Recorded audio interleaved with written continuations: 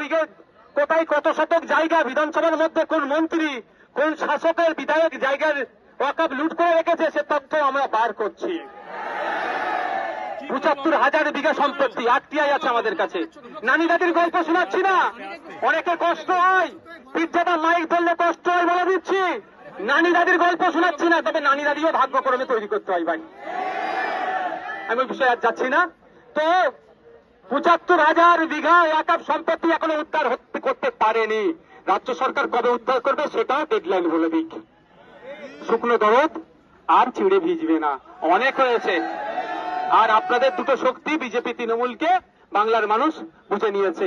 একের পর এক জায়গা থেকে যেভাবে আপনারা মিলেমিশে চলছেন, যাদের জেলের মধ্যে থাকার কথা তারা বেল পেয়ে যাচ্ছে। কি সেটিং আপনারা করেছেন ভাই? আমার তিলোত্তমার পরিবার, আমার বোন, আমার বাড়ির কন্যা, আমার বাড়ির মেয়ে বিচারটা ঠিকঠাক পেল নাই মনে করি। সঠিক বিচার হলে শাসকের অনেকে জড়িয়ে পড়তো। আর শুভেন্দু বাবুরা বকছে বলছে হিন্দু হিন্দু ভাই ভাই। তো হিন্দু হিন্দু যদি ভাই ভাই হয়, আমি ভাই কারো ধর্ম নিয়ে কোনদিন কথা বলি না, তাহলে আমাদের বলুন তিলোত্তমার পরিবারটা কি? তিলোত্তমার বাবার ধর্মীয় পরিচয়টা কি ভাই? তাহলে তার জন্য আর কথা বলছে? শুধু হিন্দু হিন্দু ভাই ভাই, আর ভোট মিটে গেলে কি বলবে? আর বলবো না? বুঝতে পেরেছেন তো? হিন্দু হিন্দু ভাই ভাই, আর উত্তরপ্রদেশে দলিত হলে মার খায়। হ্যাঁ, হিন্দু হিন্দু ভাই ভাই, দলিত হওয়ার জন্য পিটিয়ে মেরে দিচ্ছে, ভোটের জন্য ভাই ভাই।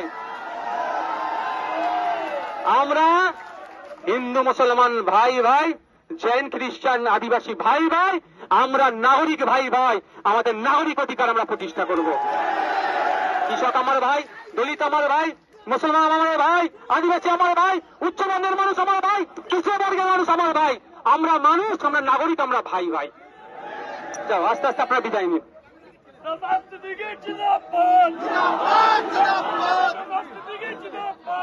আপনারা ভাই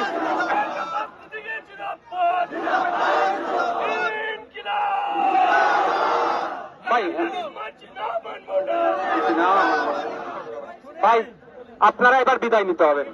আপনারা না গেলে আমি যেতে পারবো না। আমি না গেলে আমার পুলিশ বন্ধুরা যেতে পারবে না। সেই কখন থেকে ডিউটি করছে বুঝতে পেরেছেন?